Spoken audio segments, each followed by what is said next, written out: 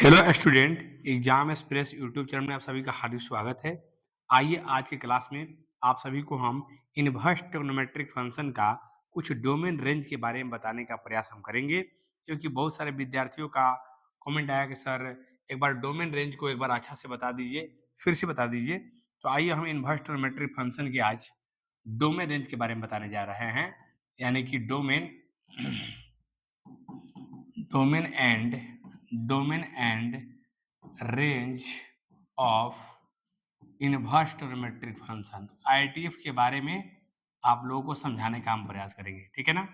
ITF का मतलब होता है इनवर्स ट्रिग्नोमेट्रिक फंक्शन। यहाँ ध्यान रखेंगे आप लोग, इनवर्स ट्रिग्नोमेट्रिक फंक्शन है ये। जैसे मान लीजिए कोई आपका पहला फंक्शन मान लीजिए आपको मिला यहाँ पर कि y इज इक्वल टू, जैसे आपको साइन इनवर्स मिला है, ठीक है ना। ये डोमेन एंड रेंज है। आपको पता होगा कि जो डोमेन है इसको हम लोग बोलते हैं, हिंदी में इसको हम लोग प्रांत बोलते हैं, या इसको हम लोग क्षेत्र भी कहते हैं। क्या कहते हैं? इसको क्षेत्र कहते हैं। और जो ये रेंज है इसको हम लोग हिंदी में इसको हम लोग परिसर कहते हैं, या इसको हम लोग परास भी कहते हैं। ध्यान दीजिएगा, परिसर या परास, ठीक है ना। आइए पहला फंक्शन आपको लेते हैं। जैसे मान लीजिए पहला फंक्शन आपके पास में है y is equal to sine inverse x है। इसमें सबसे पहली बात है, जो y का वैल्यू होता है इनवर्स पॉसिबल तभी होता है, इनवर्स पॉसिबल तभी होता है जब यहाँ पर इसका वैल्यू y का जो वैल्यू होगा वो -90 से लेकर +90 होगा, ठीक है ना। इनवर्स के पॉसिबिलिटी के लिए इतना ये जरूरी है, -90 से +90। और जो x का वैल्यू होता है वो आपका होता है -1 से लेकर +1 के बीच होता है। क्या होता है? -1 से लेकर के +1 तक के बीच होता है, ठीक है ना। इसको दूसरे डिजाइन में भी लिख सकते हैं, या आप यहाँ पे समझ सकते हैं कि जो ये y का वैल्यू है -π/2 से लेकर के +π/2 तक होता है, इसको ऐसे भी लिखा जा सकता है। और यहाँ पर जो आपका ये वैल्यू है इसको आप इसको ऐसे लिख सकते हैं, -1 से लेकर के +1 तक आप लिख सकते हैं, x का वैल्यू है ये। और जो y का वैल्यू होता है उसी को हम लोग बोलते हैं क्या? उसी को हम लोग बोलते हैं, यानी कि इसको रेंज बोलते हैं। क्या बोलते हैं? इसी को हम लोग रेंज कहते हैं, यही रेंज है। और रेंज को हिंदी में क्या कहते हैं? परिसर या परास कहते हैं। और यही जो होता है, ये वाला जो होता है, ये जो पोर्शन होता है, यही इसका डोमेन का काम करता है, यही इसका डोमेन का काम करता है। तो डोमेन रेंज में देखिएगा, तो रेंज में सबसे पहली बात है, दूसरा फंक्शन हम tan इसलिए ले रहे हैं, यहाँ पर tan इनवर्स हम इसलिए लिए हैं क्योंकि tan इनवर्स में भी y का जो वैल्यू होता है -90 से +90 होता है। और यहाँ पर ये स्मॉल ब्रैकेट में होता है, ओपन ब्रैकेट में होता है, ठीक है ना। यहाँ y का जो वैल्यू आप लिख सकते हैं, इसमें आप लिख सकते हैं -90 टू +90 लिख सकते हैं, -90 टू +90 यहाँ पर आप लोग लिख सकते हैं इस तरह से। और यही हम लोग का रेंज का काम करता है, tan का यही रेंज का काम करेगा, ठीक है ना। और यहाँ जो x का वैल्यू होता है वो r होता है। r का मतलब होता है -इंफिनिटी टू +इंफिनिटी। इसको हम लोग x के फॉर्म में लिखेंगे तो ऐसे लिख सकते हैं कि इसका x का जो वैल्यू होता है -इंफिनिटी टू +इंफिनिटी के अंडर में होता है। और इसको हम लोग बोलते हैं डोमेन बोलते हैं, इसको डोमेन बोलते हैं। तो साइन और tan का एक जैसा y का वैल्यू होता है, इसीलिए साइन के बाद मैंने tan लिखने का निर्णय लिया है। यहाँ पर तीसरा जो लिखेंगे हम कौशिक लिखेंगे, और कौशिक इनवर्स का भी इसी तरह से होता है, इसी तरह से डोमेन और रेंज होता है। थोड़ा सा देखने का प्रयास करिए बढ़िया से। क्या है यहाँ पर -π/2 से +π/2 होता है, लेकिन इसमें जीरो इंक्लूड नहीं रहता है, क्योंकि जीरो जो होता है कौशिक में, जो जीरो होता है अनडिफाइंड होता है। कौशिक जीरो का वैल्यू अनडिफाइंड होता है, जिसके चलते जीरो को हटा देना पड़ता है। यानी यहाँ पर इसको y के वैल्यू को लिखेंगे तो y के वैल्यू को हम लोग बोलते हैं डोमेन, ठीक ना। तो y के वैल्यू को डोमेन बोलते हैं बाबू मेरे। यहाँ पर ये y का वैल्यू होगा, और यहाँ से आपका यहाँ बता दिया जाएगा कि y is not equal to zero होगा, y is not equal to zero होगा, है ना। अब इसके बाद यहाँ पे x का जो वैल्यू होगा, इसका जो x का वैल्यू आएगा वो x का वैल्यू आएगा, यहाँ पर बता दें आपको हम कि जो x बिलोंग्स करेगा वो आपका रियल नंबर बिलोंग्स करेगा, लेकिन -1 +1 को छोड़ करके बिलोंग्स करेगा। यानी कि आप जानते होंगे कि इसको हम लोग रियल नंबर कहते हैं, इसको हम लोग रियल नंबर बोलते हैं। और इसमें -1 +1 को छोड़ना है, तो -1 +1 के अंडर को छोड़ दिया जाए तो यहाँ से इधर इसका वैल्यू होगा, और यहाँ से इधर इसका वैल्यू होगा। यानी एक्स का जो वैल्यू होता है, इसमें जो एक्स का जो वैल्यू होता है वो आपका -इंफिनिटी टू -1 होता है, -1 होता है। और यहाँ से साथ में यूनियन का मतलब होता है मिक्स करते हुए 1 से लेकर के इंफिनिटी के अंडर में होता है।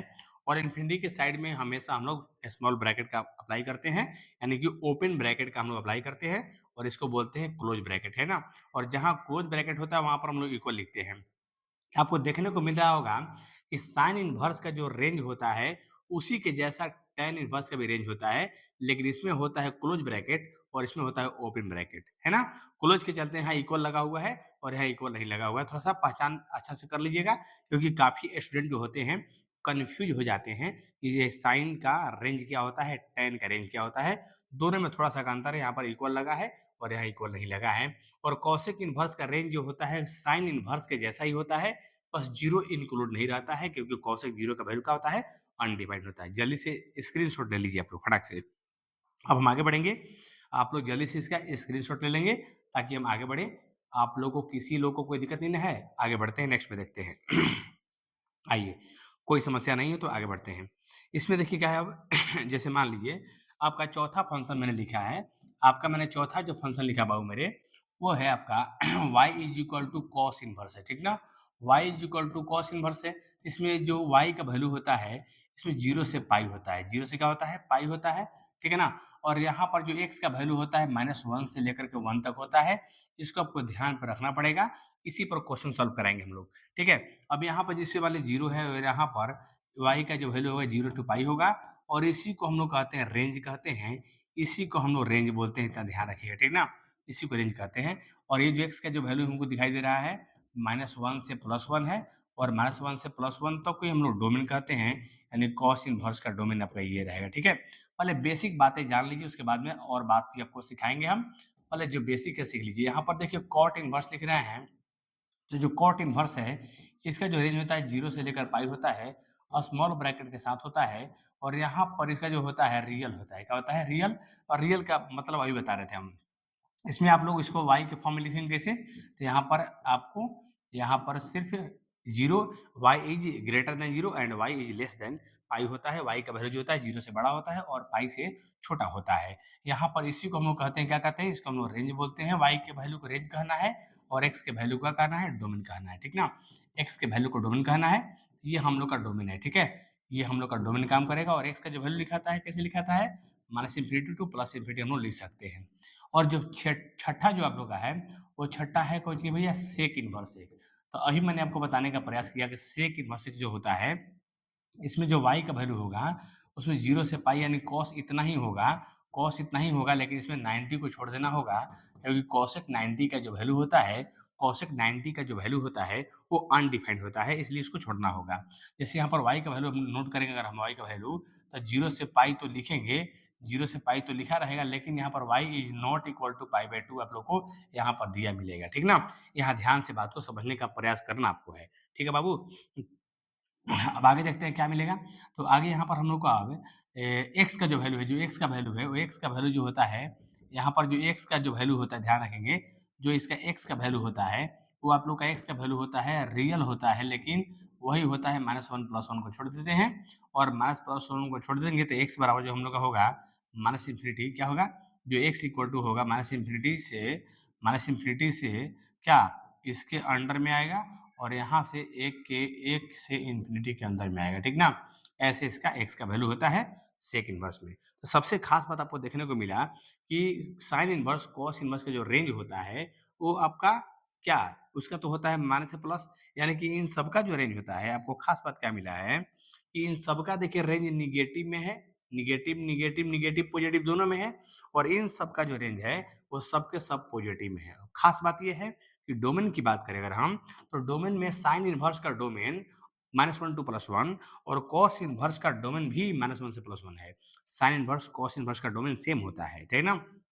और tan इनवर्स का जो डोमेन होता है, इसमें tan इनवर्स का जो डोमेन है, वो रियल है और यहाँ cot इनवर्स का डोमेन भी क्या है?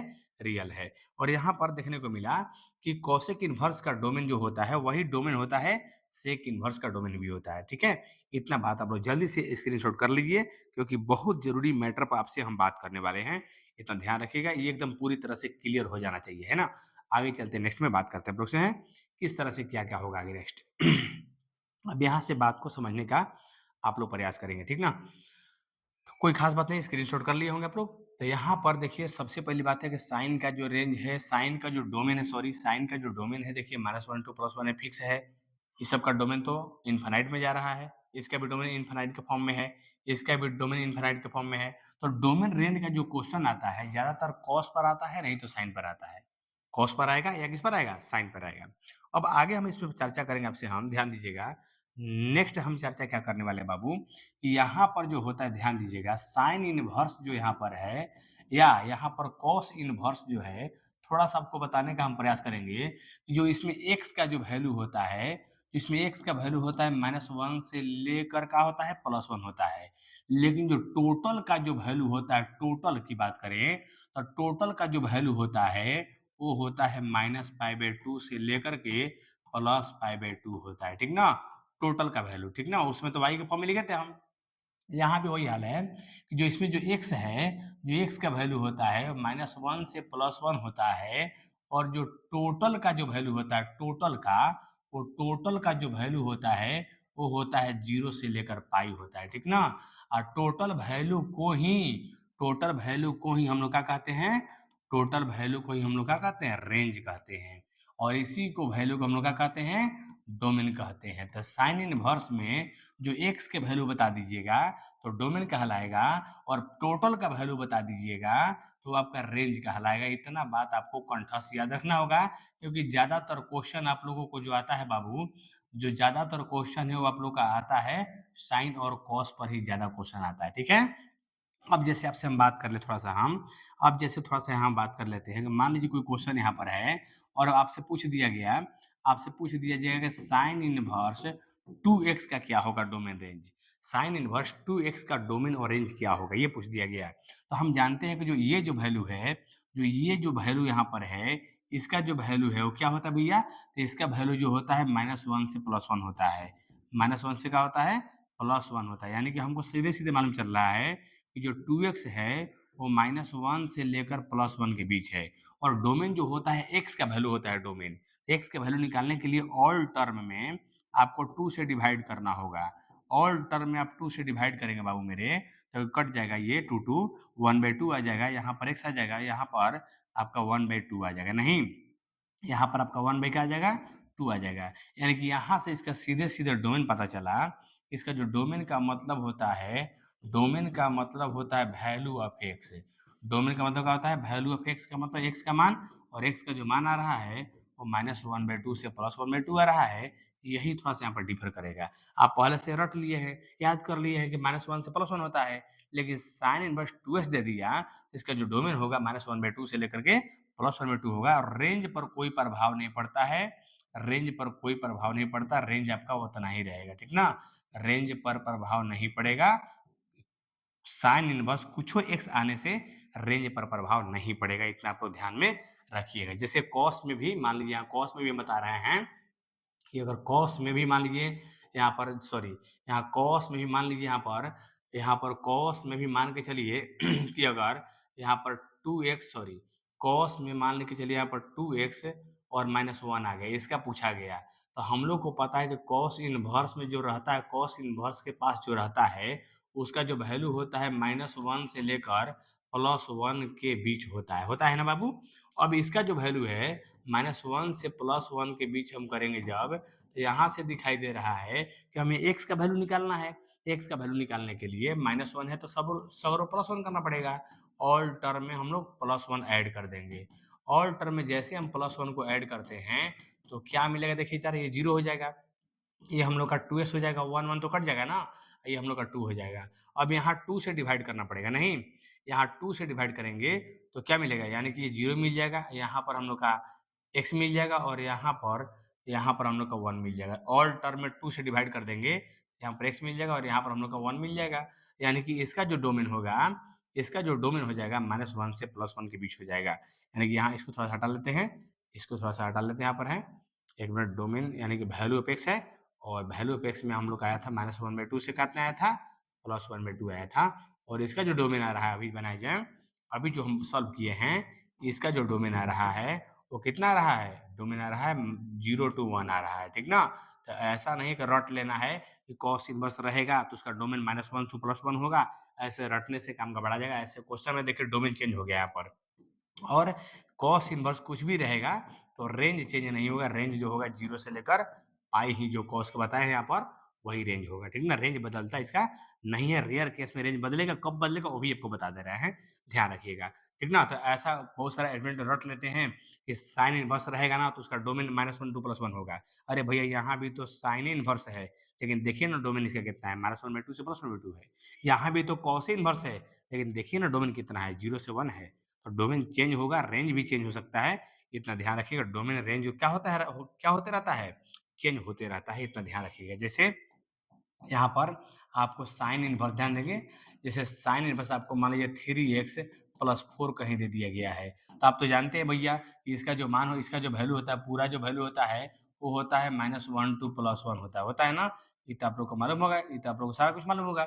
अब इसके आधार पर हम लोग चलेंगे, तो यहाँ देख रहे हैं कि इसका जो वैल्यू होगा, अब कहीं भी आपको यही कांसेप्ट भिड़ा के चलना है, कहीं भी इसी कांसेप्ट से चलना आपको होगा। तो यहाँ पर ऑल टर्म में आपको -4 करना होगा।